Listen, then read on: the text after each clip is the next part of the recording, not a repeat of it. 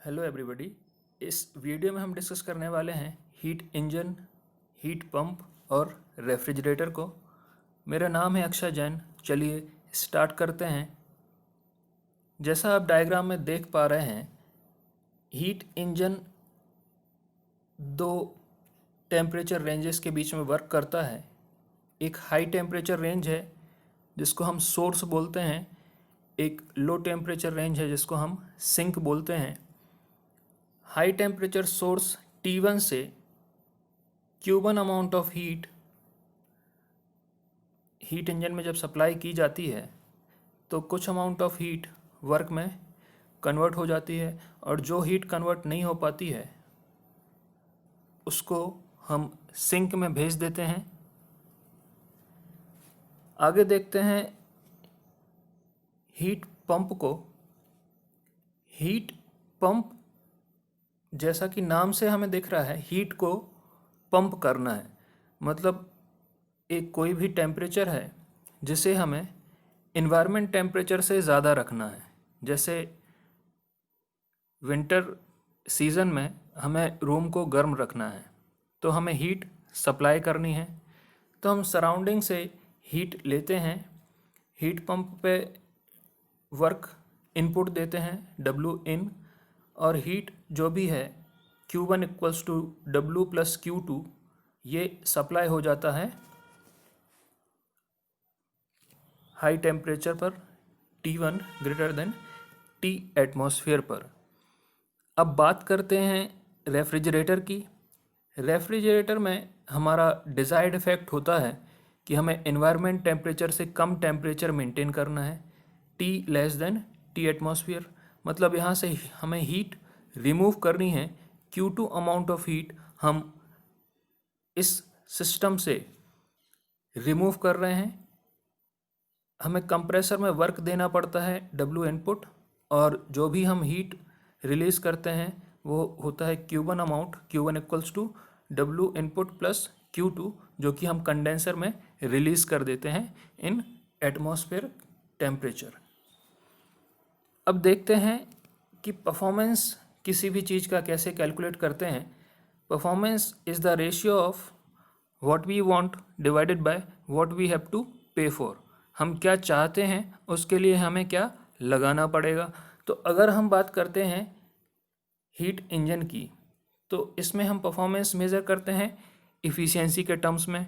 हमें चाहिए क्या था, वर्क चाहिए था हीट इंजन में, तो W डिवाइडेड बाय हमें क्या लगाना पड़ा था, Q1 अमाउंट ऑफ हीट हमें इनपुट देनी पड़ी थी।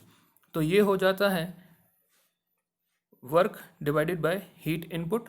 अब यहाँ पे जब हम देखते हैं कि वर्क इक्वल्स टू क्या होगा, Q1 माइनस Q2 होगा, तो यहाँ पर हम सब्सटीट्यूट कर देते हैं W के लिए, और यहाँ से एक सिंप्लीफाइड इक्वेशन हमारे पास आ जाता है 1 minus Q2 divided by Q1। अब बात करते हैं रेफ्रिजरेटर की। रेफ्रिजरेटर में हमारा डिज़ायर्ड इफेक्ट है Q2। ये Q2 अमाउंट की हीट हमें एवापोरेटर से एब्जॉर्ब करनी होती है, तो डिज़ायर्ड इफेक्ट हमारा क्या हो जाता है, Q2 divided by work input जितना भी हमें देना पड़ रहा है, तो ये हो जाता है coefficient of performance of refrigerator. Desired effect Q2 divided by work input. तो वर्क इनपुट को फिर हम उसी टर्म्स में लिख लेते हैं Q1 माइनस Q2 के टर्म्स में। अब देखते हैं हीट पंप के लिए। हीट पंप में हमारा डिज़ायर्ड इफेक्ट क्या है, जो हीट हमें पंप करनी है, मतलब Q1, और हीट जो भी what we have to pay for work input, तो desired effect divided by work input. तो यहाँ अगर हम इसको थोड़ा सा और सिंप्लीफाई करते हैं तो हमने यहाँ पे +1 और -1 कर दिया है। तो जब इसको सिंप्लीफाइड वे में हम यहाँ पर देखते हैं तो ये फार्मूला बन जाता है किसका, COP ऑफ रेफ्रिजरेटर का। तो COP of heat pump is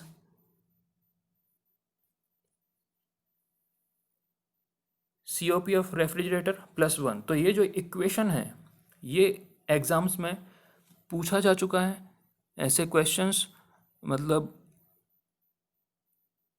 options में गिवन रहते हैं कि COP of refrigerator will be equals to COP of HP -1 और इसका अपोजिट भी पूछ सकते हैं, जैसे कि इक्वेशन डायरेक्टली ऐसे ही लिख देते हैं।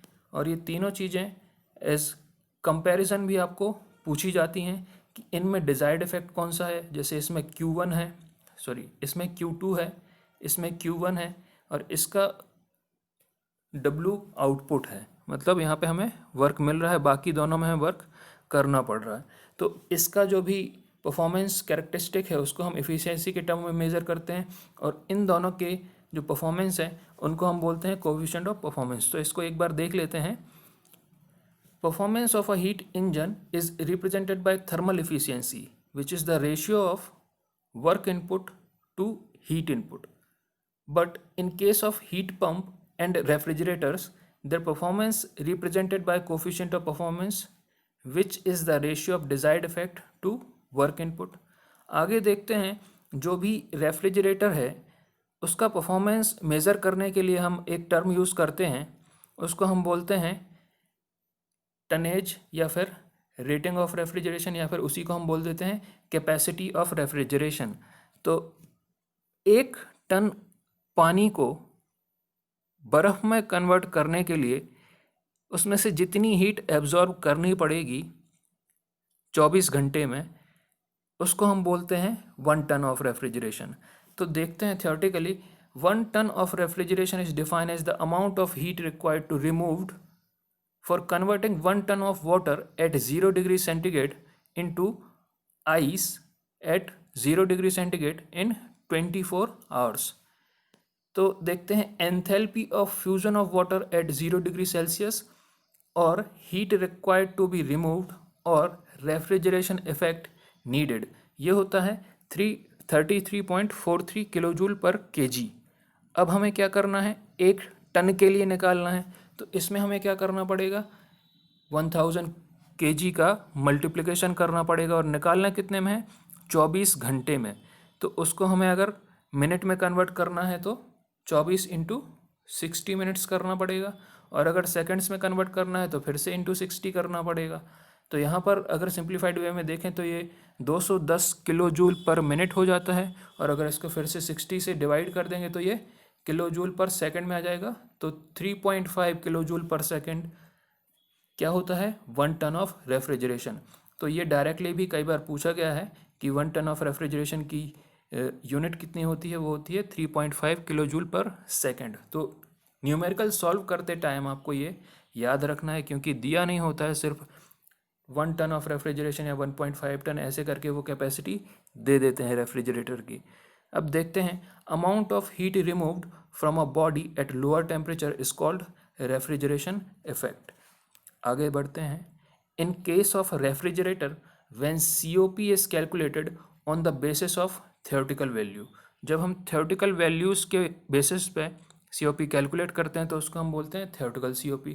लेकिन जब हम सारे लॉसेस जो भी हो रहे हैं सिस्टम में उनको कंसीडर करते हैं तब एक्चुअल वैल्यूज़ आती हैं। तो अगर हम एक्चुअल वैल्यूज़ के बेसिस पे COP का कैलकुलेशन करते हैं तो उसको बोलते हैं हम actual COP।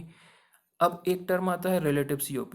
Relative COP ratio होता है एक्चुअल COP का थ्योरेटिकल COP से। तो relative COP is the ratio of actual COP to theoretical COP। Then एक और टर्म है रेफ्रिजरेशन एफिशिएंसी। तो refrigeration efficiency is the ratio of COP of given cycle to the COP of Carnot cycle.